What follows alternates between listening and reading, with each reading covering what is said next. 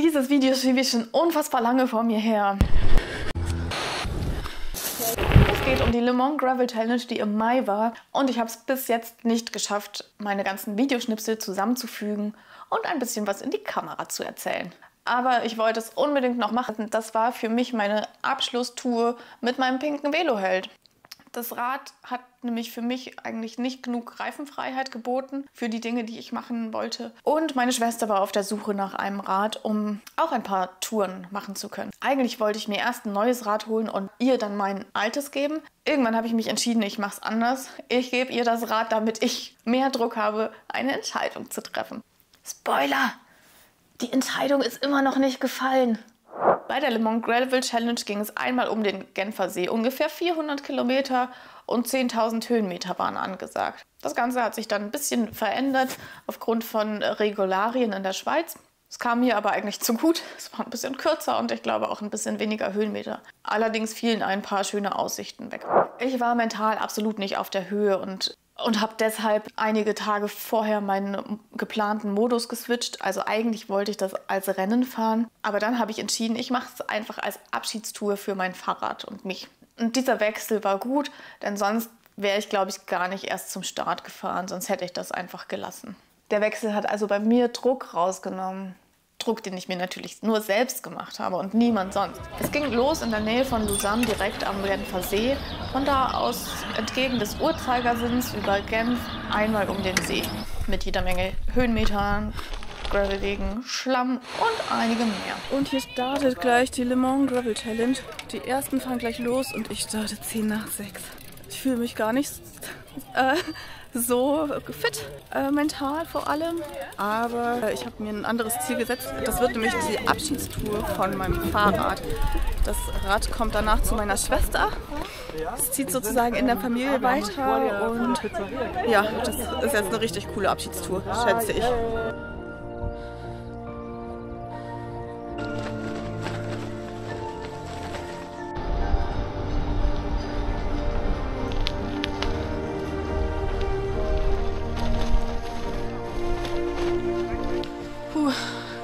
Gerade eben bin ich an einem vorbei, also ich habe angehalten. Der hat wohl einen Crash gehabt, voll aus der Hand geblutet. Das Schaltwerk war ab. Was passiert ist, keine Ahnung. Ja, es waren aber einige da und so viele brauchten sie dann auch nicht zum Helfen. Aber da wird es einem dann doch irgendwie immer, oder mir jedenfalls, ein bisschen anders.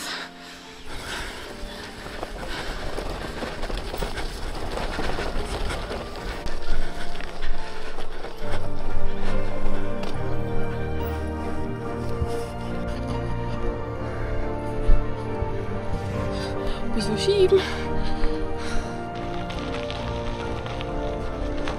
Hier geht schon langsam vorwärts.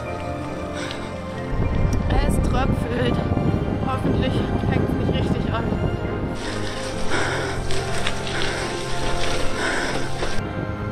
Hier rollt es mal ganz gut.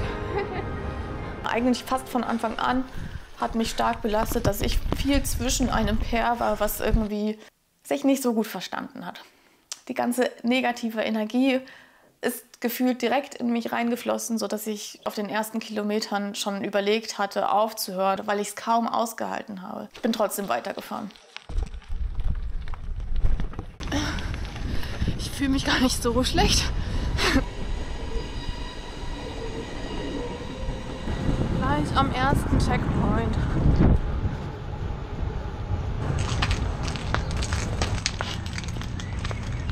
Bis zum ersten Checkpoint kam ich eigentlich besser durch, als ich gedacht hätte. In letzter Zeit ist halt echt viel und ich merke, dass ich irgendwie Belastungen, egal welcher Art, nicht gut standhalten kann. Egal ob auf dem Rad, auf der Arbeit, im Alltag.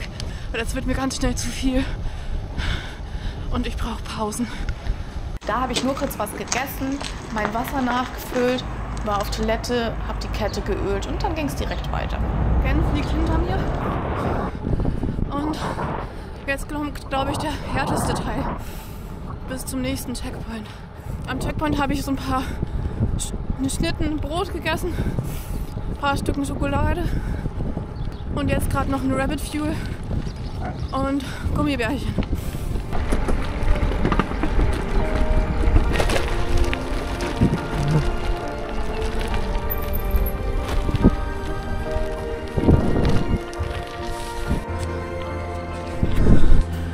Ich habe mir ein Baguette gekauft. Ich habe zwar noch ganz viel Katjes, aber hatte so ein bisschen Angst, dass ich dann einfach hungrig bin und der Bauch nicht voll ist. Das ist jetzt der erste von mehreren längeren Anstiegen. 144 Kilometer habe ich schon und bin 9 Stunden unterwegs. Gut.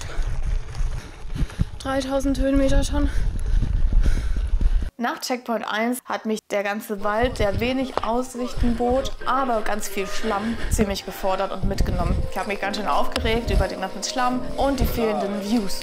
Es liegt ein mega anstrengender Abschnitt hinter mir mit richtig viel Matsch und Wurzeln und leicht bergauf.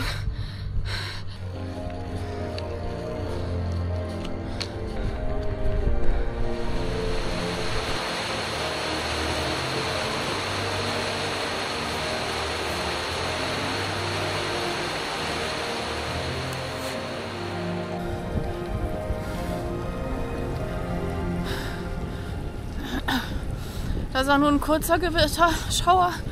Erstmal. Aber ich wäre komplett durchgeweicht, hätte ich mir die Sachen nicht angezogen.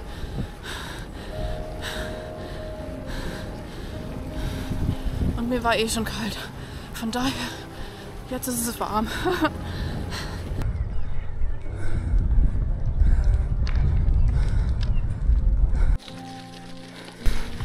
Bevor es auf diesen Gravel-Anstieg ging, war ich noch mal kurz in einem Restaurant auf Toilette und da habe ich mir gleich meine lange Hose übergezogen, weil es schon doch frisch ist.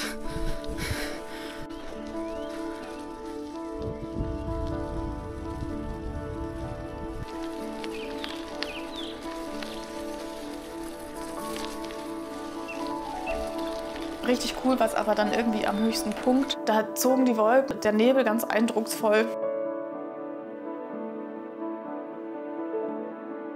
Es war steil und man musste schieben, das war auch okay. Dann hat es aber leider angefangen zu regnen und auf einer langen Abfahrt bin ich einfach unfassbar kalt geworden. Ich hatte meine Überschuhe über den Beinlingen. Das war, glaube ich, nicht gut, weil durch die Beinlinge das Wasser bis in die Schuhe gelaufen ist und nicht vom Silikonstreifen der Überschuhe abgehalten wurde. Dadurch hatte ich eiskalte Füße und war komplett durchgefroren und ich habe absolut nicht gefühlt, dass ich jetzt irgendwie vom zweiten Checkpoint mitten in der Nacht weiterfahren kann.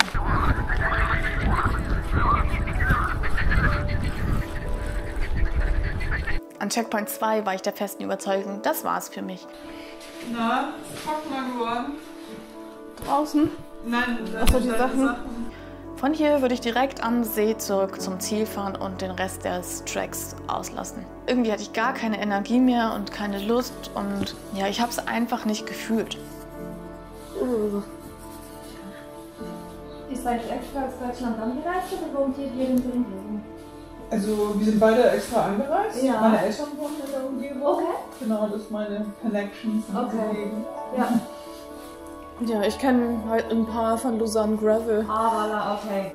Ja, aber mitten in der Nacht zurückfahren war ja irgendwie auch Quatsch und ich musste erst mal warm werden. Also habe ich, keine Ahnung, 8 Stunden oder so am zweiten Checkpoint verbracht, war da in einer Rettungsdecke eingewickelt und habe ein bisschen geschlafen, aber auch nach Stunden war mir immer noch mega kalt, meine Füße waren eiskalt. Ja, ich habe dann einfach gewartet, bis es wieder hell war und dadurch auch wärmer wurde. Und das war gut. Wer hätte gedacht, dass ich dann doch noch den Rest des Tracks fahre? Weil mir noch so kalt war, habe ich mir erstmal alles angezogen, was ich hatte. Rettungsdecke in die Schuhe gepackt, damit die Füße wärmer werden. So, ich fahre jetzt weiter. Ich habe hier richtig viel gebummelt an dem Checkpoint und saß gerade einfach 2-3 Stunden nur rum. Und vorher habe ich ein bisschen geschlafen und davor saß ich auch noch ewig rum.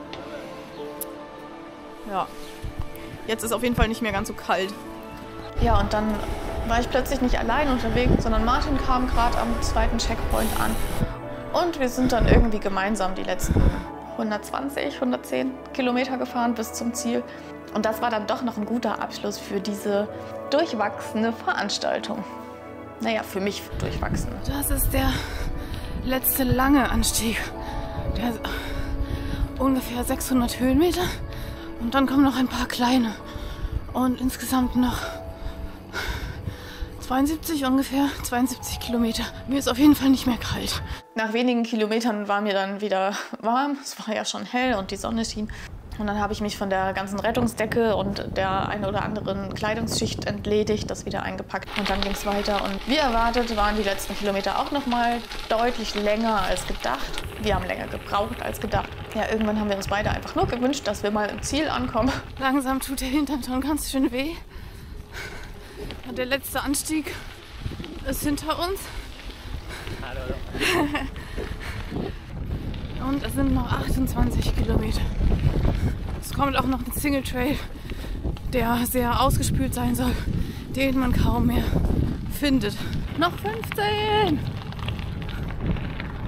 Aber auch die letzten 7 Kilometer haben dann, keine Ahnung, noch eine Stunde oder so gebraucht. Ich glaube 45 Minuten, weil da noch ein paar Trails dabei waren und dies, das. Meter noch. Das dauert bestimmt noch eine Stunde. Gefühlt auf jeden Fall. Das war ein ganz schönes Wechselbad der Gefühle, aber irgendwie haben die Negativen, glaube ich, doch überwogen. Aber ich war froh, das gemacht zu haben und ich war froh, am Ende zu zweit unterwegs gewesen zu sein. Das war eigentlich nett. Wir haben nicht abgesprochen, dass wir zusammenfahren. Es hat sich dann so ergeben und so auf den ersten Kilometern ist mal die eine Person von uns vorgefahren, mal die andere. Und irgendwann haben wir aber auch einfach aufeinander gewartet, ohne das besprochen zu haben. Aber das war mega nett und das hat ja für mich das Ganze nochmal in ein anderes Licht gehüllt. Danke dafür. Im nächsten Video berichtet Nick, wie er beim Alps Divide aus seinem Herzfrequenzgurt und dem Smartphone ein Frontlicht gebastelt hat.